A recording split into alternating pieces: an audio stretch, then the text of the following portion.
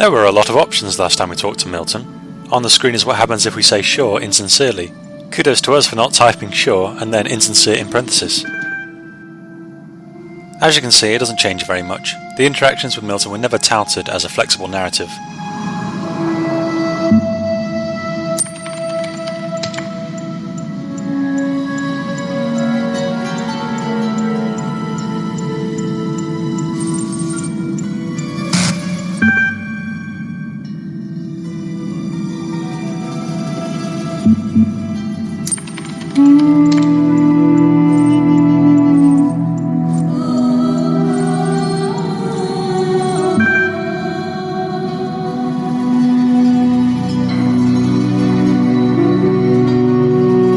He comes clean fairly quickly, and we end up where we would have anyway.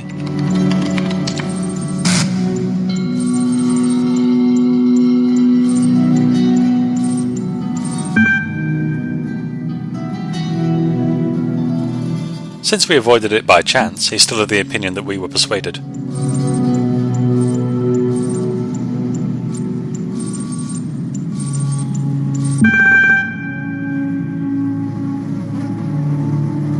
It's these questions I'm more interested in. I'm going to go through the lot.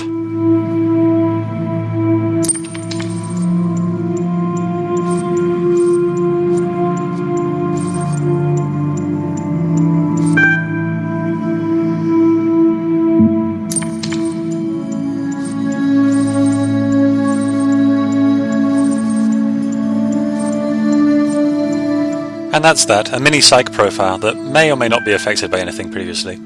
He says I show little interest in God as if it's a bad thing. Just gonna leave that there.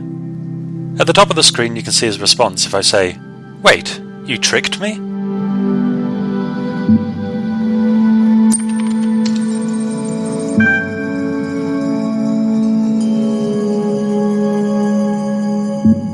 I was expecting a little bit more sark there. Getting to know you, getting to know all about you. So I can keep using the name Milton, and I've already asked what he is.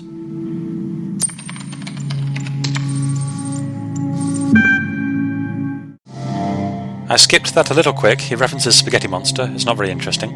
At the bottom of the screen is what happens when I express cautiousness at using the word faith.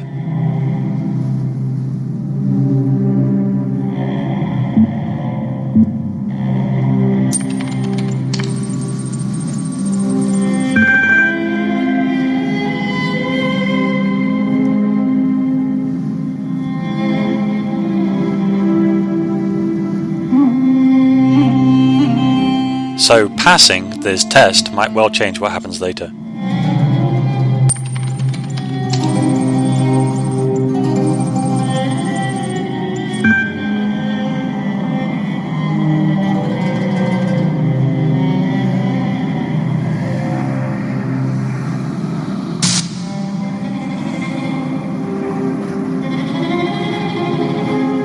So here Milton denies all mention of the Extended Life Project. I'm sad there's no way to inquire further on this one.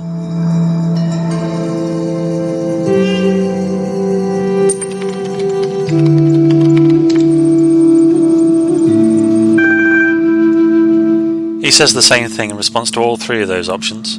We don't have enough information to know why we can't trust that information.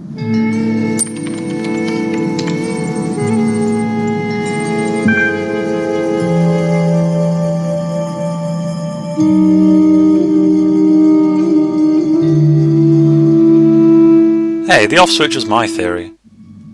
He makes a good point though. If we climb the tower, we might just end up higher.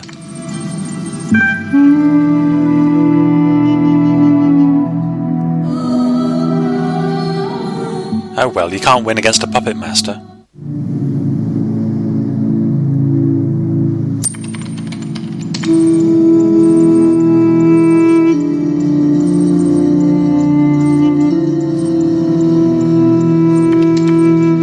I don't want to ask you anything. Okay, bye.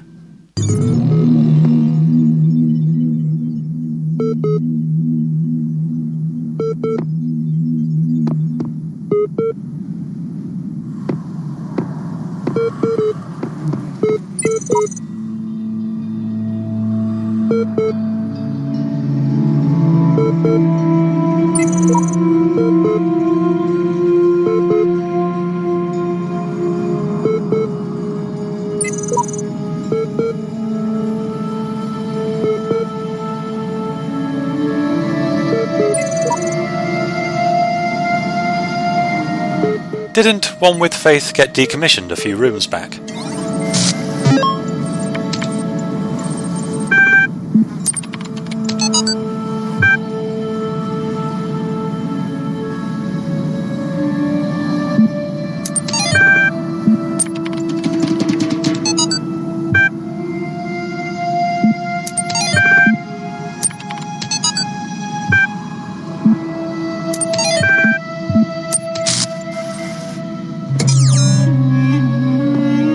This place is pretty great for a final room. It's boundless, which feels like we're moving closer towards freedom. It's also pretty broken as a result, but that's par for the course. So many words.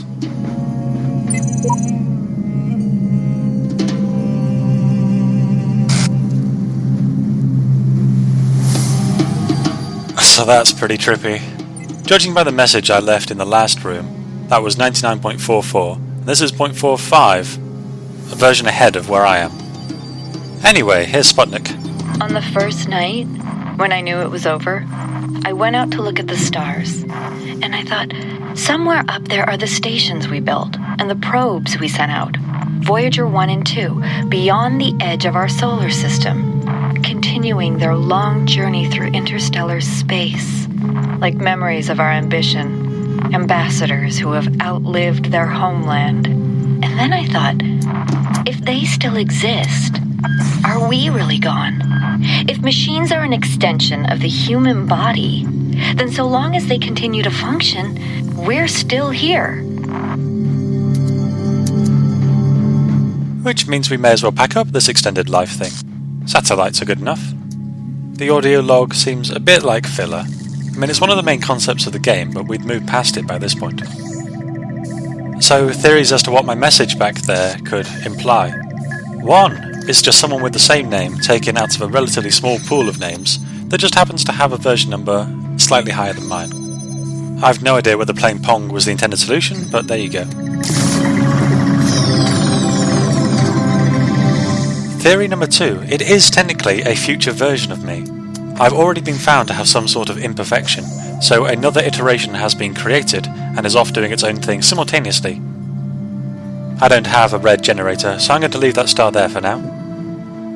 Theory 3, it's all a fabrication. Some AI has got it into its head that this is the best way to help me develop. Nothing on top of that pyramid this time. If that was happening, I think I'd still appreciate it, as I do enjoy interacting with these messages.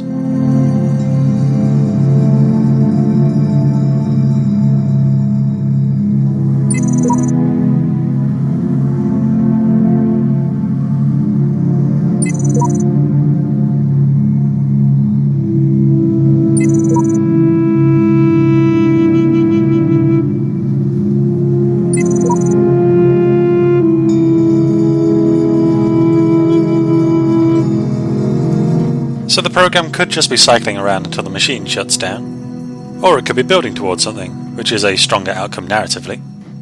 And then there's Dog, who's suddenly a flippin' Milton evangelist. Dog implies that Milton might have his own agenda. Maybe, but I don't know how he'd express it, as he's only been able to influence me so far. As far as I know.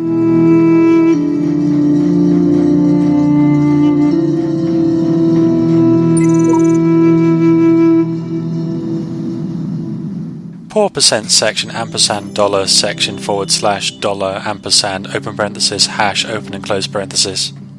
Either too unstable or too weighed down with knowledge.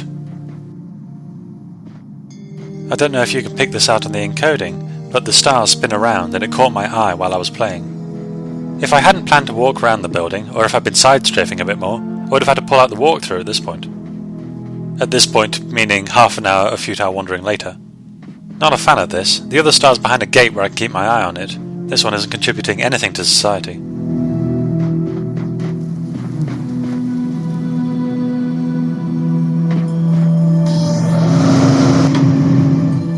Sure, I didn't think that would work this time when it hasn't before, but if the game's going to be arbitrary, so am I.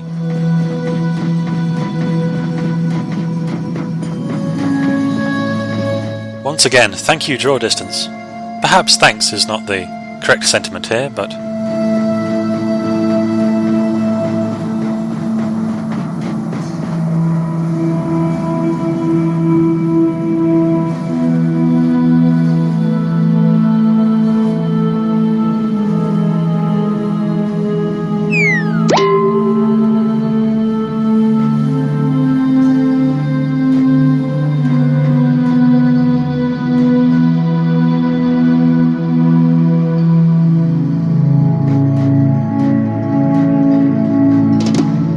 Right, and I feel qualified to talk about the first text log.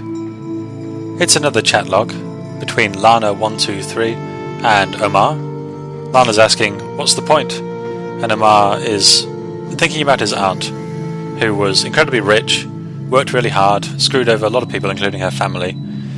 The family is always bickering. Wealth can't buy you happiness.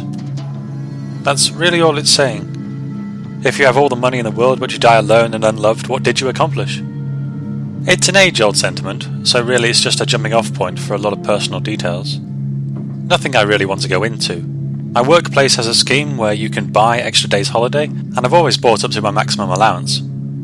Also, I just jumped straight into this. I don't even know what I'd do differently.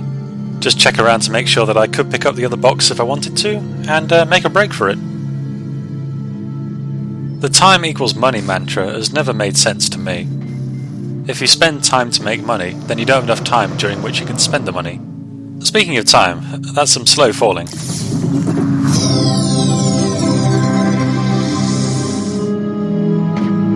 Ah, nice smooth pyramids, just like they used to be.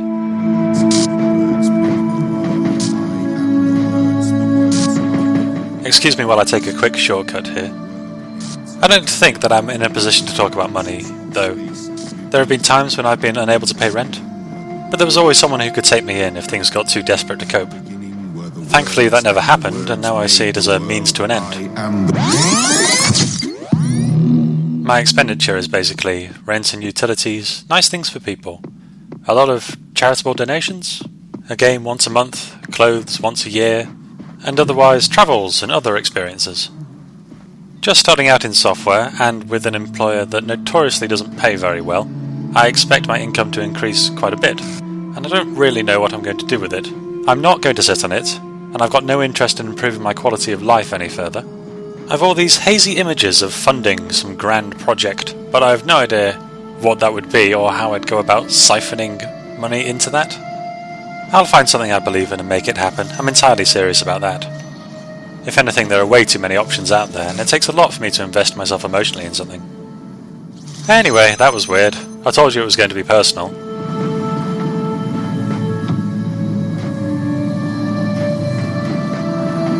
This bit here is the collect all the components together stage. Also, I completely forgot while recording this to actually summon up a messenger and use up that icon at the bottom. Next time, for sure.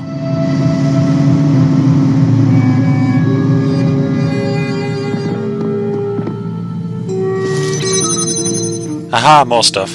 And a gate that I could open with a red laser, but I never will. The second log file is a Monty Python reference. And it's also an email relating the fact that Rob, the team lead of the EL software, is now terminal. But that's his point, life goes on. Watch something funny instead of being all mopey. I guess it's easy when everyone else is doing it. There's a bit of insight into the virus as well. He's going to work until the end of the week. After that he's going back home. And he's going to remain reachable for as long as possible. So it takes a while. After a week you still have your mental faculties. Maybe you just become sluggish or unresponsive. Or maybe he just wants a decent amount of time home.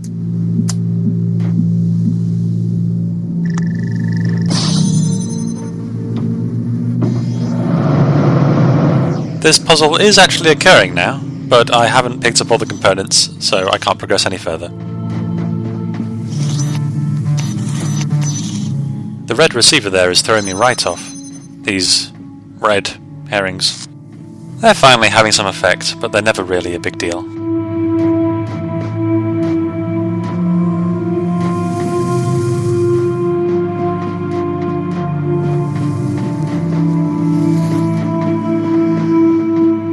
The third text log rounds up the Osiris. I guess it's a storyline, a retelling of religious concepts attributed to characters, even if it's entirely expository. It wouldn't be a very good book in reality. I wonder if it was written all in one go, or written in the chunks that we see as we pick them up bit by bit.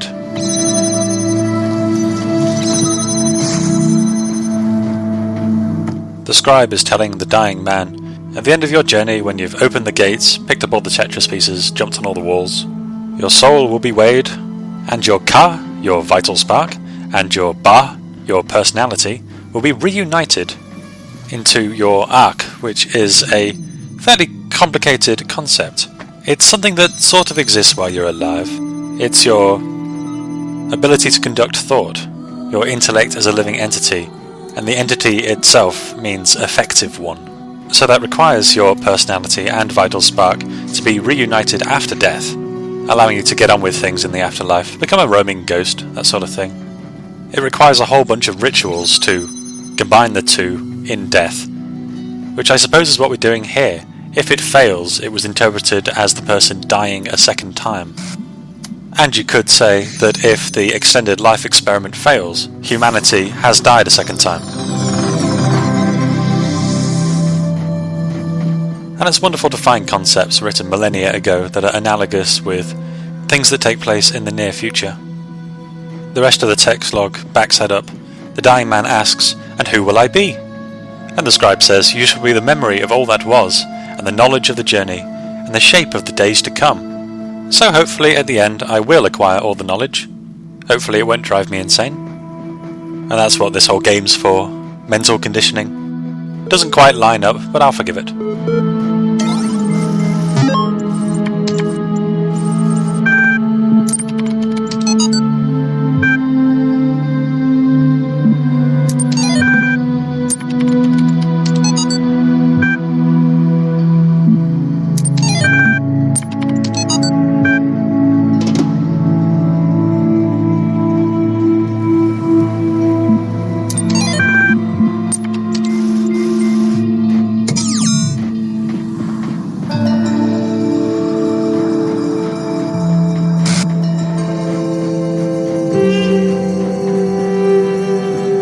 Three down, 2 and a star still to go. Although I've done a significant bit of that floaty mine box jumpy puzzle.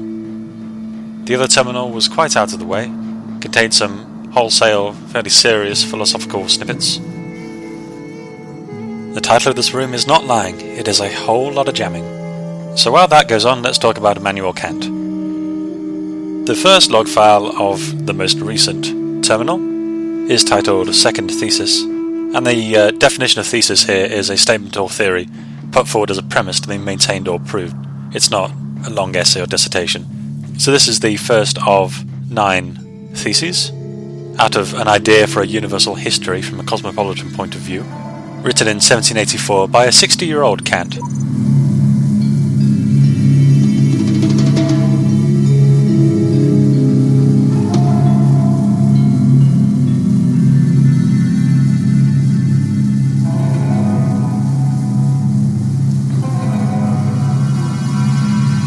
So that's something we haven't seen before.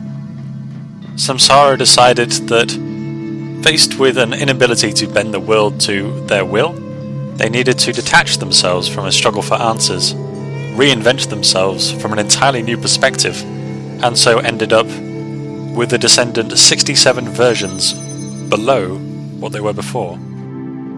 Sounds like the start of a new plot thread.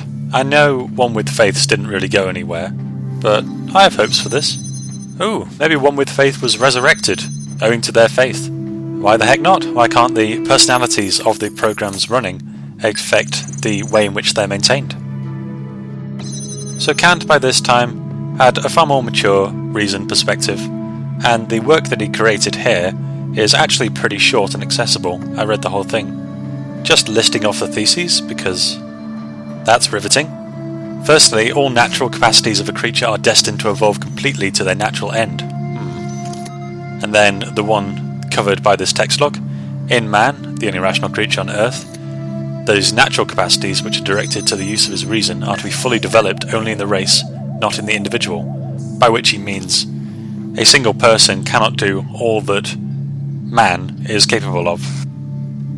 And this is most relevant because it deals with creating a story of humanity, just like we are hoping to inherit humanity's story and continue it via the extended life program. But then Kant says when you actually try and put together a story, what you find is that it's just a sequence of follies and childish vanities, destruction and malice. And while individuals themselves might be great, when you zoom out the focus a bit, it all gets a bit blurry. and the reason for it falls apart. And what he's hoping here is to try and find a reason, a natural purpose for mankind, and a natural plan even when individuals may have no plan of their own, which fits in really well with our discussions on what is your purpose in life. Here I find that I can't progress with the jammers I've got on this side currently, and there's also this mysterious box. So Kant reasons that since nature has willed that man should have reasoning far beyond that of other animals. Also, I screwed up right there, just for the future. So since man, squishy, defenseless, weaponless man, has this higher reasoning, it should not rely on its instincts, but instead secure everything for itself. All of its food, shelter, safety, defense should be made. All amusements, insights, intelligence, and goodness of heart should also be his own work. So out of that you get a sense of worthiness in everything we do. It needs to be worthy because we're doing it all ourselves for our own benefit. And there he hits a conundrum. All of these future generations that just toiled away for things that later generations enjoyed but didn't work towards. Which is exactly what's occurred to us throughout this game. Why be a blessed messenger? Why sit around when you can, accomplish everything? How is the shepherd so cool about being an earlier generation? A mere stepping stone.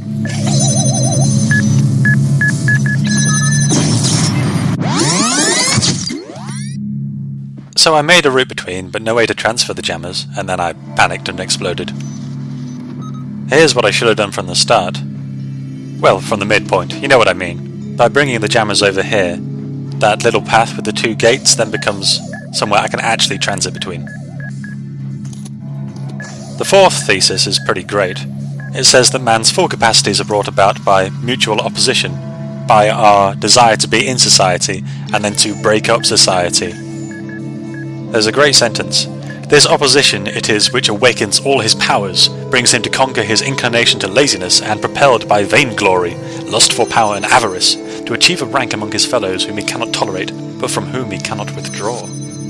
So it's man's innate competitiveness that allow anything that we have achieved to occur. And that's sort of seen in this game, though there aren't people around as we walk to and fro.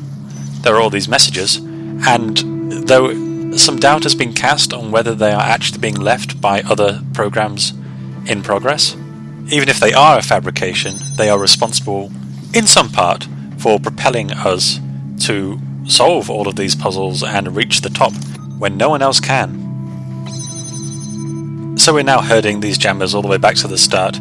Kinda feels like the Lost Vikings. We can only use one at a time, and we need to use them to prevent threats and open paths.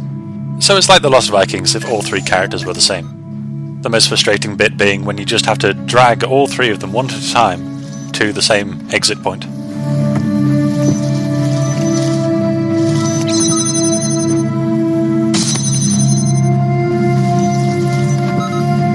So the rest of Kant's idea for universal history veers away from the concepts of the game. He says that given his previous theses, what we need is a society in which freedom is maximized in a way that doesn't limit the freedom of others. And you may recognize some of these freedoms as only just coming to the forethought. Freedoms that mean everything to the individual and do not impact the freedoms of others are only just now being granted. The reason this has taken so long to come about, Kant might say, is since men require a master but also have this innate antagonistic streak. What we need is some sort of constituted state with an external means of levying laws over it. And with the increase in communication between countries, we now are more a part of a whole than we ever have been. Kant concludes by wondering how our descendants will begin to grasp the burden of the history which we shall leave to them after a few centuries. They'll naturally value the history of earlier times, only from the point of view of what interests them.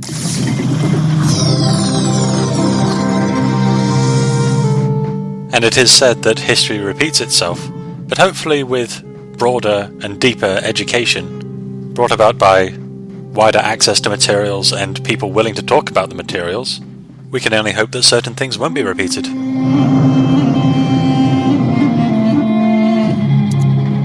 Enough of that for now. Here's me trying to get this star. I pushed it up on a couple of boxes, but I don't think it's quite high enough.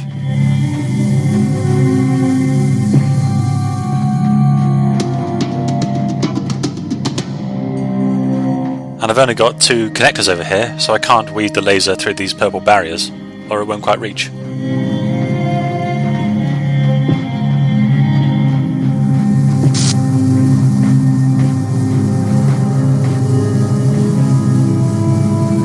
I think I can see it when I jump. Of course, I'm not as far back as I could be. But I apparently decided not even to try. So this was a bit of a weird decision on my part. I knew that there were 3 boxes over here, but I didn't just stack up 3 boxes underneath the connector on top of the fan and see what happened. For all I know, that would have done it, but no, my first instinct was to climb all over the walls, of course.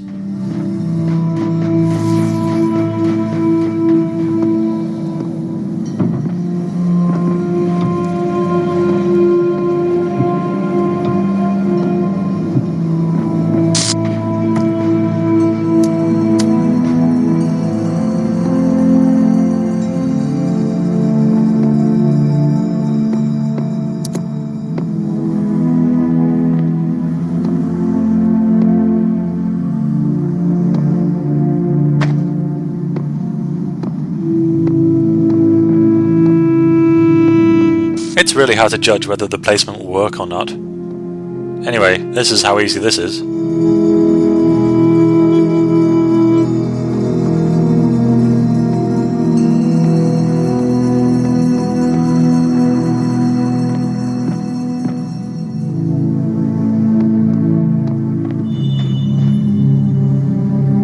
The second text log is more of Johnson's Rasselas.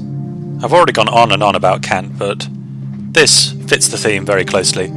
He asks, what's the difference between a man and all the rest of the animal creation? Everybody's hungry and thirsty, they eat and they drink and they're fine. But then Johnson says, I am hungry and thirsty like him, but when thirst and hunger cease, I am not at rest. Which you could say, back to a discussion we had quite a while ago, is the main difference between people and common animals. Apart from the shrew, possibly. If they don't find food every 2 to 3 hours, then they'll starve to death, so they're probably never at rest. There is a payoff to this whole setup, I promise. The second snippet from that text log also ties back in really nicely. The prince, looking at the mountain, says, this fatal obstacle hinders both the enjoyment of pleasure and the exercise of virtue. How long is it that my hopes and wishes have flown beyond this boundary of my life, which yet I never have attempted to surmount? That sounds like a bit of the old apathy that comes to us who have no opposition.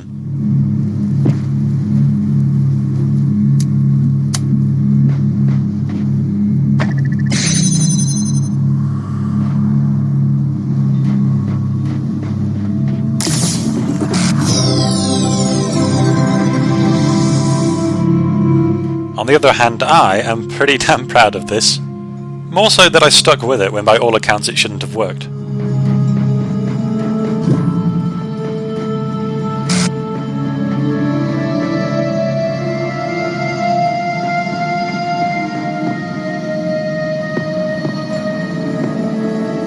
Eye of the freaking needle. And oh yeah, there's still one more to go. I'm still kind of basking. It's hard recording puzzles live, you know? Every wasted trip feels like an eternity when you're gonna have to talk over it later. How do you solve a problem that extends beyond your own lifespan? That question may be the essence of civilization. The only answer I can find is to initiate a process, to create an environment in which the solution will occur independently of yourself. But that requires a difficult sacrifice. Letting go of your desire to bear witness, to exist at the center of the cosmos. To participate in the project of civilization is to accept death. Oh, Alex, you're such a fun person. So this game has a massive advantage over some other narratives. We've heard the same concept repeated through various different sources, and while it's hit us over the head a bit with it, Much of it has been from actual 18th century texts. So rather than dragging it out, it allows us to see that not that much has changed in terms of what people are most thoughtful about.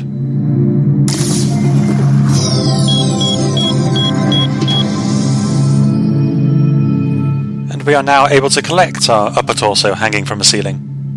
But for now, excuse me while I smuggle some boxes out.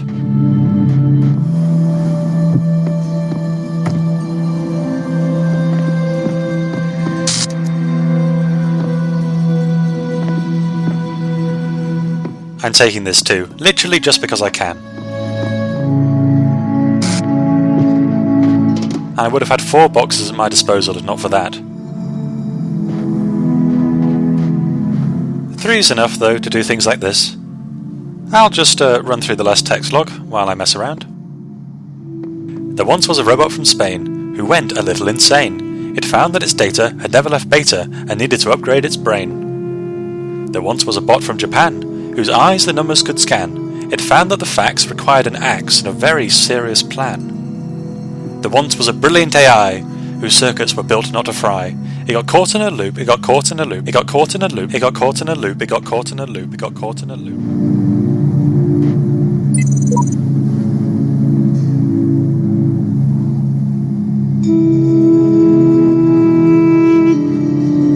I got caught in an impossible place.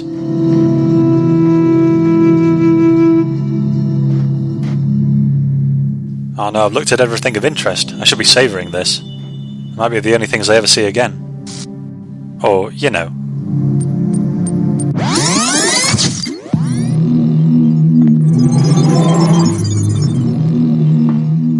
The land of tombs is yours now. And let this be a lesson that only through faith may death be conquered.